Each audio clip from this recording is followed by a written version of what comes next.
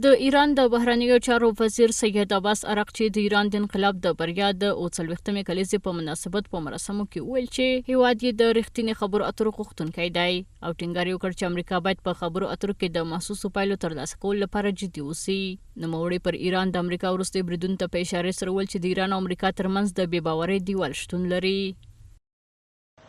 ما در مذاکراتی که شروع شده کاملا جدی هستیم. به دنبال یک مذاکرات واقعی هستیم برای رسیدن به نتیجه، به شرطی که طرف مقابل ما هم جدیت داشته باشه و برای یک مذاکرات نتیجه محور آمادگی داشته باشه. متاسفانه یک دیوار بی‌اعتمادی بسیار بزرگی وجود داره که ناشی از رفتارهای آمریکا در سالهای گذشته یا در همین یک سال گذشته است. له دې سره هم مهاله د الجزیرې پر وینا واشنگټن خپلو الوتکو وړونکو ته امر کړی چې ایران ته نږدې د ایران له اوبو لرې پاتې شي. د راپور له مخې د امریکا کپټانانو ته ویل شوي چې که ایراني ځواکونه د تفتیش لپاره سوداګریزو کښتیو ته ننوځي نو له زور کارولو دې ډډه وکړي.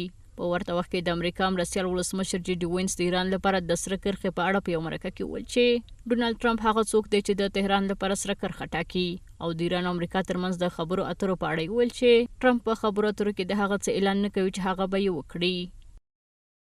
زه فکر کوم دا ولسمشر دی چې پریکړه کوي چې په خبرو اترو کې سره کرښه چیرته راوباسي. همدارنګه ټرمپ معمولا دا اعلان نه کوي چې هغه به په خبرو اترو کې څه وکړي، ځکه چې هغه باور لري چې دا د پردې تر شا خبرو اترو کې د هغه لاسوهنه تړي. له بل خوا د ترکیې د بهرنیو چارو وزیر حاکان فیدان په یو مرکه کې د تهران او واشنگټن ترمنځ د خبرو اترو د وضعیت په اړه ویل چې اوس مهال د دواړو هیوادونو ترمنځ د جګړې ګواښ نشته. نوموړي زیاته کړه چې هغه هڅه کوي د یو ناورین مخه ونیسي. لږ تر لږه د اوس لپاره د متحده ایالاتو او ایران ترمنځ د جګړې د سمدستي ګواښ کومه نښه نشته. موږ هر هغه څه کوو چې کولی شي د یو ناورین د مخنیوي لپاره یې وکړو.